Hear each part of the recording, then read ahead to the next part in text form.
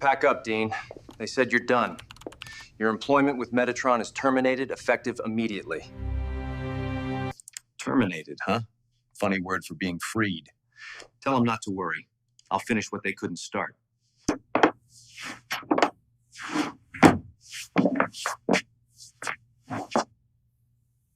The message wasn't meant for me to see. It flashed across Travis Hale's phone just as he leaned away to take a call, 9 short words that rearranged everything I thought I knew about loyalty. Let him finish the deal, then cut him loose. Gavin Reese. The CEO's name glowed like a brand through the wine-stained glass of the table. For a moment, I just stared at it, my hand frozen mid-air between the breadbasket and the Bordeaux around us.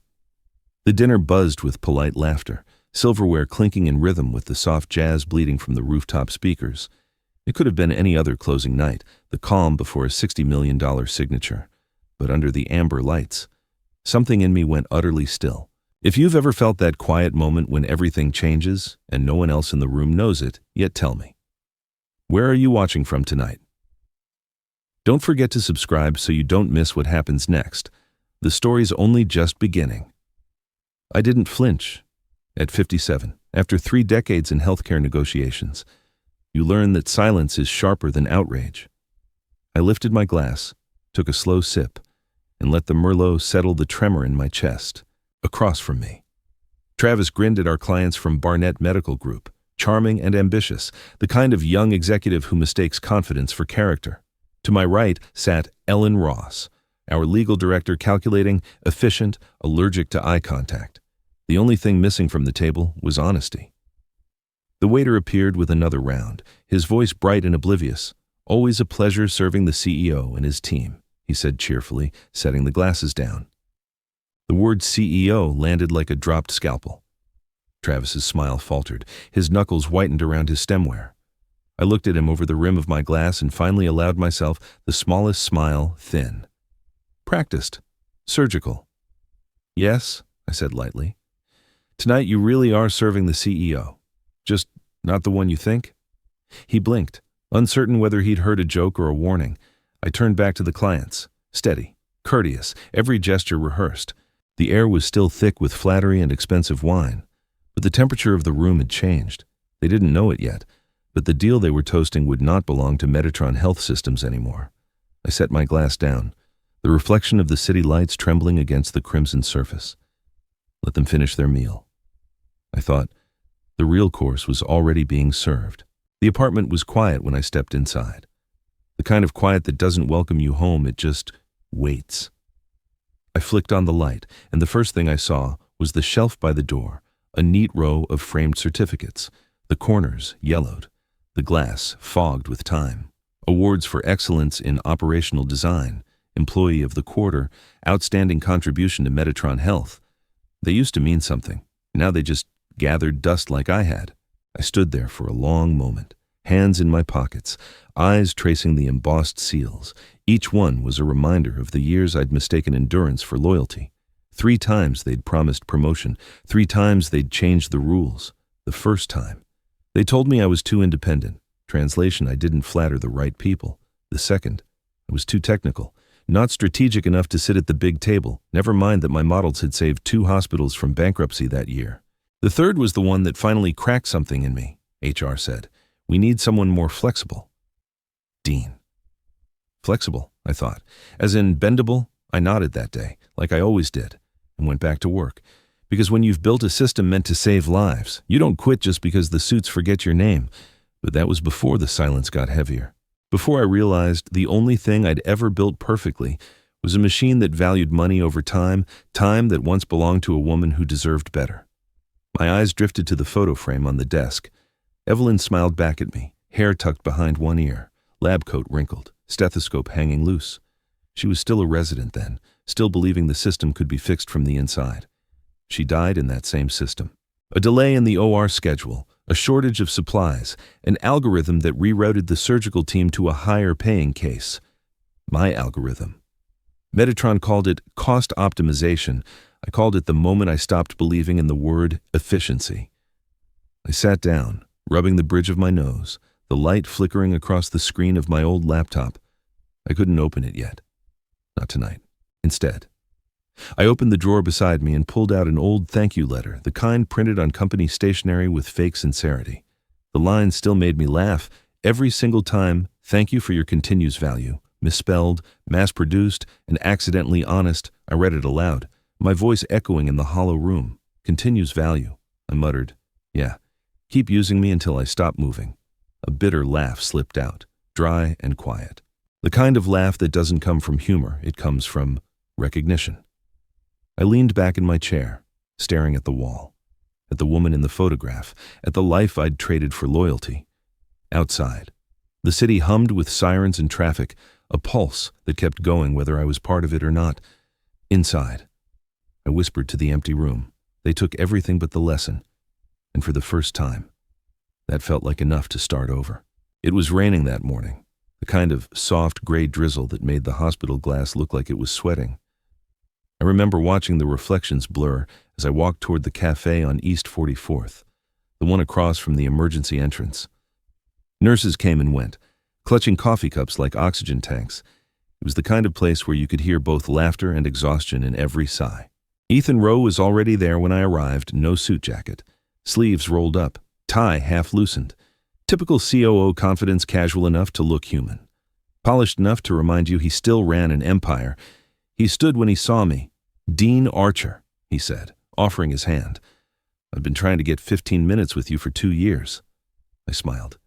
You could have gone through Metatron's scheduling portal. He chuckled. I could have, he said. If I wanted to wait another 2 years, we ordered coffee. Nothing fancy black for me, espresso for him. He didn't waste time on small talk. I've read your system reports, he said. You're the one who designed the ICU mortality reduction algorithm. Right, I hesitated, stirring my cup. I wrote part of it. The rest was modified after they stripped out the human oversight. Ethan finished for me. Yeah, I noticed. The system worked better before they improved it. There was a pause, the kind that makes the air feel heavier. I wasn't sure whether to be flattered or wary. Then he leaned forward, elbows on the table, voice low enough to drown in the hum of the espresso machine. Dean, if you ever decide to leave Metatron and start something of your own, Orem would fund it for a heartbeat. I just blinked at him. You think I'm looking to start a company? At 57, Ethan smiled. That maddeningly calm smile of someone who sees the future before you do. I think you're still building things that matter, he said.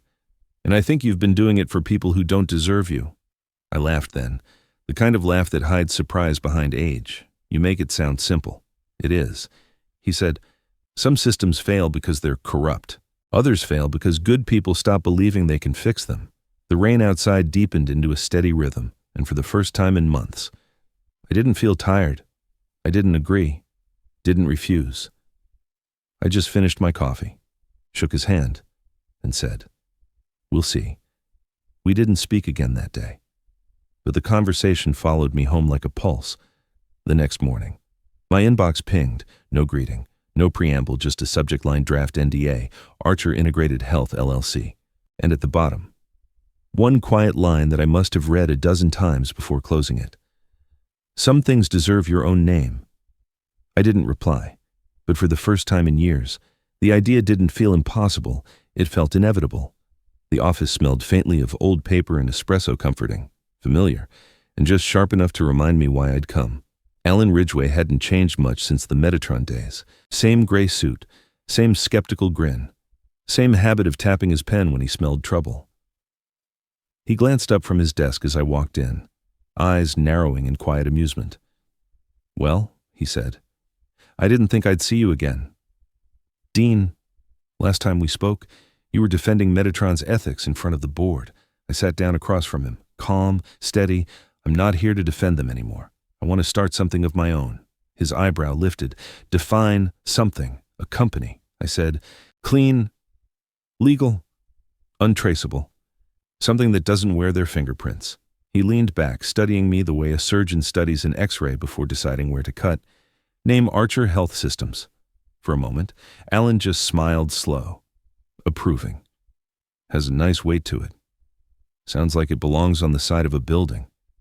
It will, I said. He nodded once. Businesslike. and opened a fresh file on his laptop. Then let's start laying the bones. Ownership structure, LLC registration, bank account, EE&I, no shortcuts, no leaks. We spent the next 3 hours drafting documents, sketching outlines, and locking down every potential trail that could lead back to Metatron. Alan was meticulous, surgical in his precision. I watched him move through each clause as if we were performing an operation, removing tumors of risk before they could spread. When we finished, the paperwork was stacked neatly in a folder between us. Alan slid it forward. Congratulations, Dean. You've just created something that belongs entirely to you. I exhaled slowly. Feels strange. Freedom usually does, he said. That night, back at my apartment, the glow from my monitor cast long shadows across the room. The folder labeled AHS Backup blinked quietly on the desktop. Waiting. I wasn't stealing anything, only safeguarding my own designs, models, and protocols. Everything I'd built over the years was mine, even if they'd pretended otherwise. The door creaked open behind me. Mara Lynn stepped in, her dark hair tied back, expression sharp but calm. "You're not really watching server logs for fun," she said. I turned, half smiling, "Just doing a little housekeeping." She crossed her arms. "You're planning to leave?" "Not exactly," I said, clicking the final transfer. "I'm preparing a place to stand when this one collapses." For a long second. She studied me in silence. Then she nodded. "Then I'll start preparing too." I didn't answer, just met her gaze, steady and sure. The files finished transferring, the last progress bar turning green, for the first time in years. I wasn't reacting. I was designing again. At 9:04 in the morning, my cursor froze. 1 second, I was finalizing the quarterly compliance sheet, clean columns, balanced margins, everything neat enough to breathe pride, and the next, the numbers on the screen dissolved into a red warning, access denied. I blinked once, then twice, assuming it was the system's usual Monday tantrum, but then the screen refreshed, and an email slid across the top corner like a blade. "Your employment with Metatron is terminated effective immediately. No signature, no explanation, not even the courtesy of thank you." For a moment. The office around me kept moving, the printer chattering. Someone laughing down the hall. The hiss of the espresso machine from the break room. The world didn't flinch. Only I did. My fingers hovered above the keyboard, then fell away like they'd forgotten what to hold. 29 years reduced to one automated message and a blinking cursor that no longer recognized my name. I sat back slowly, eyes tracing the familiar blue glow of the Metatron logo on the wall. The same logo I'd defended through 3 restructurings and a dozen audits.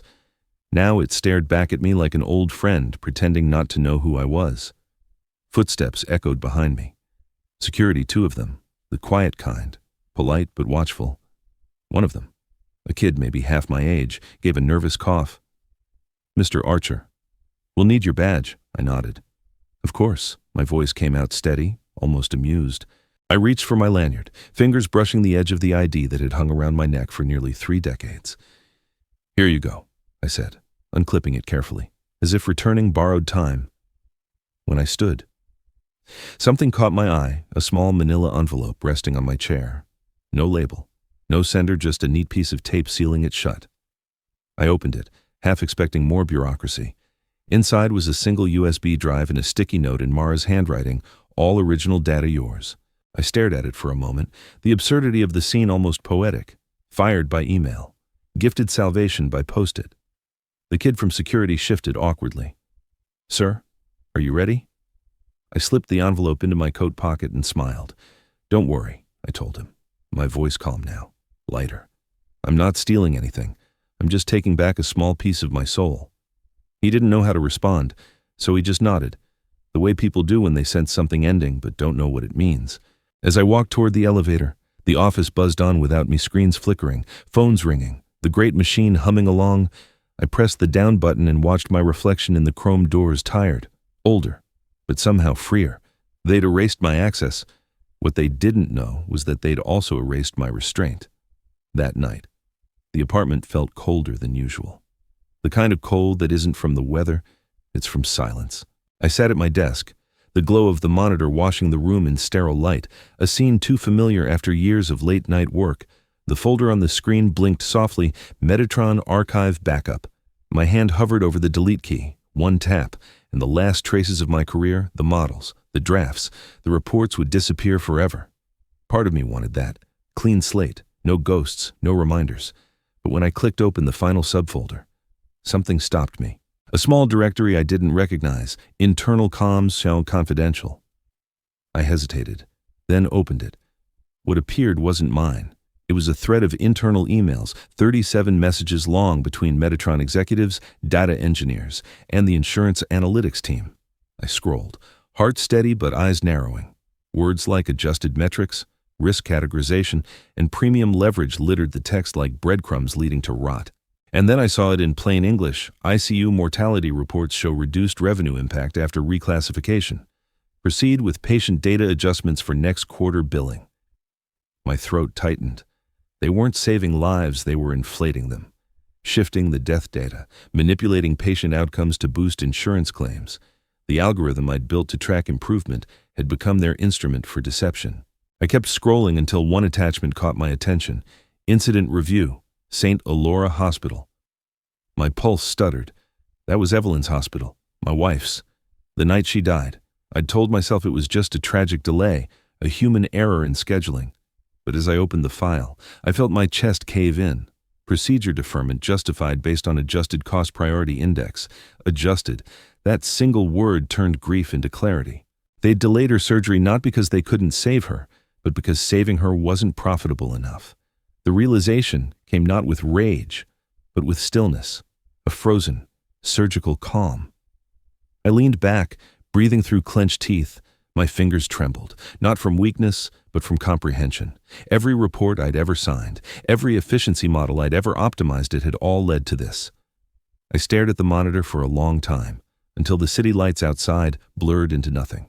Then, slowly, I clicked rename on the folder. AI Care Integrity Report, Archer Health Systems. It was more than a title. It was a vow, I whispered to the empty room, my voice rough, cracking under its own gravity. This time, I said, I'm going to heal something for real. The cursor blinked back at me, patient, waiting for what came next, and for the first time in years, I didn't feel like a man closing a chapter.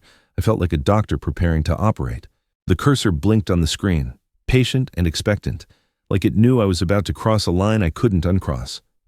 The contract was open, clean, perfect, every clause reviewed, every decimal aligned. Only one thing was different, the logo at the top, no longer the familiar blue of Metatron Health Systems, but a fresh slate of white and gray Archer Health Systems. My name. Finally where it belonged. I read the file one last time, every word of it mine, not theirs, not the company that had turned medicine into a spreadsheet. My fingers hovered over the send key, steady as a surgeon's hand. I didn't feel nervous. I didn't even feel triumphant. Just clear. Click. Sent. 3 minutes later. My phone buzzed. Ethan Rowe, Orem Health. I opened it. We've reviewed. It's airtight. We'll announce Friday. And Dean, proud of you. The message sat there glowing on the screen. Short. Simple. Devastatingly sincere. It felt strange being congratulated for something I'd done alone, without permission, without applause. I leaned back in my chair, the quiet of the room settling around me like an old friend. For a long time, I just stared at the city lights flickering beyond the window. Each one looked like a little promise I'd once made to myself and forgotten to keep. I took a sip of coffee, lukewarm now, bitter but grounding. Outside, New York kept breathing, completely unaware that one quiet man in a small apartment had just shifted a multi-million-dollar deal out from under a corporate giant. The next morning, the news broke before the sun was up. I didn't even have to look for it. It was everywhere, notifications, pings, alerts stacking on my phone like applause I hadn't asked for. Orem Health signs decade-long strategic contract with Archer Health Systems. I scrolled through the article twice, just to make sure I hadn't imagined it. Not a single mention of Metatron, not even a footnote. Somewhere, someone in their boardroom was choking on their catered breakfast. I chuckled quietly, shaking my head. Guess they just found out the immune system's still working, I muttered, raising my cup in mock salute. Turns out I was it all along. The words hung in the air for a moment, absurd and liberating. For years, I'd built systems to keep patients alive, to keep hospitals running, to keep Metatron from collapsing under its own arrogance. And they'd called me replaceable, disposable. Now my name was on every file, every signature, every headline. I didn't celebrate. I didn't post. I just opened a fresh document, typed next steps expansion, and started writing. If revenge is a cure. This was the dose, and like any good treatment, it worked quietly, precisely one click at a time.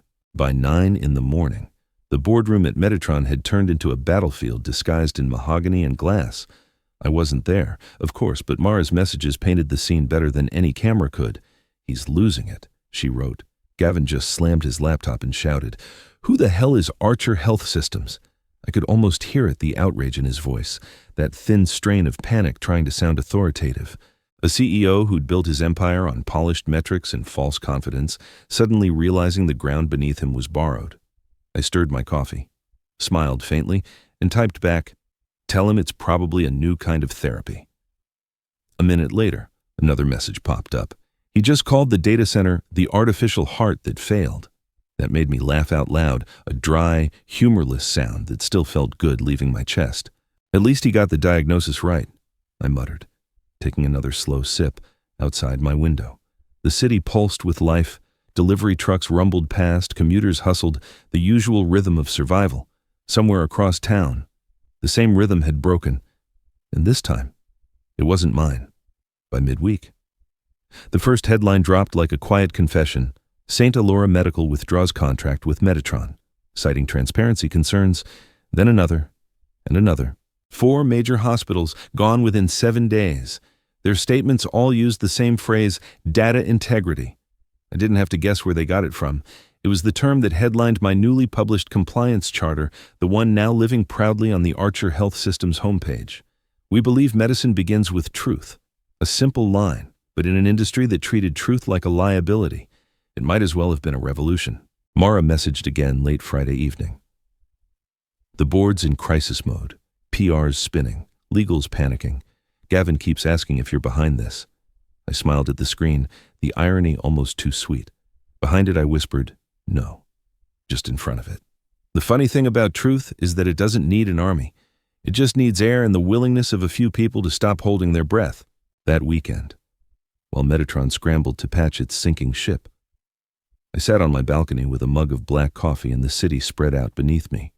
The same skyline I used to look at with exhaustion now shimmered with quiet satisfaction. I hadn't hacked their system, sabotaged their servers, or leaked a single file. I didn't need to. All I'd done was take my work, my real work, and let it breathe under its rightful name. Revenge had never been the plan. All I'd ever wanted was to see honesty outlive hypocrisy, and by the look of the headlines, it finally had. The letter arrived on a Thursday morning, thick, expensive paper, the kind that smells faintly of arrogance, across the top. Embossed in silver, Metatron Legal Division. I didn't even have to open it to know what was inside. When you win quietly, the losers always shout. The first line was exactly what I expected. "This correspondence serves as formal notice of pending legal action regarding intellectual property infringement." I read it once, twice, then folded it neatly back into the envelope. After all, I'd seen this tactic before, intimidation disguised as professionalism. The problem for them was simple. I wasn't intimidated anymore. I called Alan Ridgway that afternoon. He picked up on the first ring, voice as dry as the espresso he was probably nursing. "They're suing you," he said flatly. "Apparently," I replied. "Something about intellectual property." "Ah," Alan said, shuffling papers. "They finally realized you had all the intellect." I laughed under my breath. "Can you handle it, Dean?" "Please," he said. "Already typing? This is my cardio." The next morning, he sent over his formal response, 3 lines. Surgical in precision. My client was classified as an independent contractor, not bound by IP restrictions. Furthermore, evidence indicates your organization engaged in ethically questionable data modifications. Proceed at your own risk. No grand speeches, no legal theatrics, just quiet, factual devastation. 2 days later, Alan called again, amusement curling at the edge of his voice. "You'll enjoy this," he said. "Guess who's representing Metatron?" I frowned. "Who? Matthew Greer. My old intern. Brilliant kid if you ignore the part where he learned everything except how to pick the right side." I couldn't help it. I laughed. Well, I said, let's give him a souvenir for the experience that afternoon. I sent a small package to Metatron's legal office, a single bottle of aged scotch with a note attached for Mr. Greer. Drink fast, dreams fade quicker than you think. Alan texted 5 words after hearing about it. You're enjoying this too much. Maybe I was, but after everything, after years of silence, dismissal, and carefully polished betrayal, I figured I'd earned a moment of humor. The following week, the case vanished from the docket. Quiet withdrawal. No apology, no settlement. Just gone. A reporter from Medical Business Daily reached out for comment. I declined. But the headline said enough justice tastes like medicine bitter. But it works. I cut out the article, framed it, and hung it beside my desk at Archer Health Systems. Metatron had wanted a war. I gave them documentation. They wanted chaos. I gave them order. And in the end, they learned what I'd always known. Real justice doesn't need to roar. It just needs to be written cleanly in black ink and quiet irony. The morning light stretched across the glass walls of Archer Health Systems, soft and golden, catching the silver edges of the new logo. 1 year had passed since I walked out of Metatron's building for the last time. Now. The air in this office carried something I hadn't felt in years. Purpose. Conversations hummed, screens glowed, and the quiet rhythm of keyboards sounded almost like a pulse returning to life. On the far wall, framed neatly above the conference table, hung the message that started it all. Let him finish the deal. Then cut him loose. My assistant, Claire, glanced at it one morning while bringing in patient data reports. Sir, she said cautiously, why would you keep that on display? I smiled, not looking up from my coffee. Because it's the prescription that cured me. Every doctor needs a reminder of what almost killed them. She laughed softly. Then I guess that's your miracle cure. Before I could reply, the receptionist knocked. There's someone here to see you. Mr. Archer. She says it's personal. A few minutes later, an elderly woman stepped in, clutching a folded newspaper to her chest. Her voice trembled as she spoke. You don't know me, but my son is alive because of your system. I stood slowly. Your son. She nodded, tears shining. He was in St. Elora Hospital last year. Metatron marked him as non-essential, but your new platform reclassified his case as critical. They operated in time. The doctor said your software saved him. She swallowed hard. They abandoned him. You didn't. For a long moment, I just stood there, the words sinking in. After everything, the sleepless nights, the lawsuits, the rebuild, it all narrowed down to this. I motioned her to sit, voice low but steady. You don't owe me thanks, I said. You owe it to the truth. She smiled faintly. Then, thank you for bringing it back. After she left, I looked at the photo on my desk, Evelyn in her white coat, smiling the day she finished residency. Her hospital had once let her die under the same system I helped design. Now, that system's replacement had saved someone else. I leaned back, whispering to her picture. They fired me from the job, Evelyn, but they couldn't fire my conscience. Outside, the sunlight climbed higher, spilling over the Archer Health System sign. The city shimmered, alive with motion, unaware that one quiet man had rewritten the rules from the ground up. A new headline scrolled across my phone, Archer Health recognized for leading transparency in medicine. I smiled, that dry, familiar humor curling at the corner of my mouth. Guess honesty finally made the front page. Because in the end, success wasn't revenge, it was repair. Healing didn't just belong to patients, it belonged to anyone brave enough to start over clean. If this story reminded you what integrity looks like, tell me where are you watching from. Don't forget to like, share, comment, and subscribe. Sometimes, that simple act keeps stories like this and hope itself alive.